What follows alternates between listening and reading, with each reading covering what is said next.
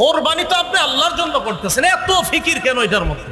বিশাল বড় কিছু করতে হবে কেন? খাসি একটা কিনেন, জবাই করেন, শেষ, খালাস, কোরবানি আল্লাহর জন্য হয়ে গেছে। এই গরুর গোস্তটা মনে হয় মজা হবে, না না আমার একটু মজা বেশি হয়েছে, কম হয়েছে, এইগুলা বললেন না আল্লাহর রাস্তায়।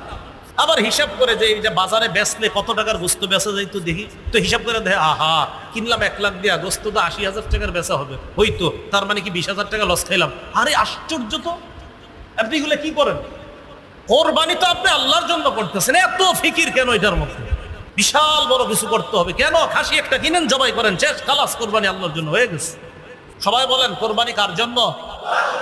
আল্লাহ কিছু যদি খাইতে দেয় খাবো, আল্লাহ তৌফিকে রিজিকে রাখলে খাবো, রিজিকে না রাখলে খাবো না। আমার মাকসাদ আমি পশু জবাই করছি আল্লাহর জন্য, রিজিকে থাকলে খাবো ইনশাআল্লাহ। এটা খাওয়ার আগেও তো মরে যেতে পারি, আমি কোরবানি দেওয়ার একটু পরেও মরতে পারি গোস্ত খাওয়ার আগে। আমার মাকসাদ গোস্ত খাওয়া ছিল না, আমার রব মায়া করে গোস্ত আমারে খাওয়ায়।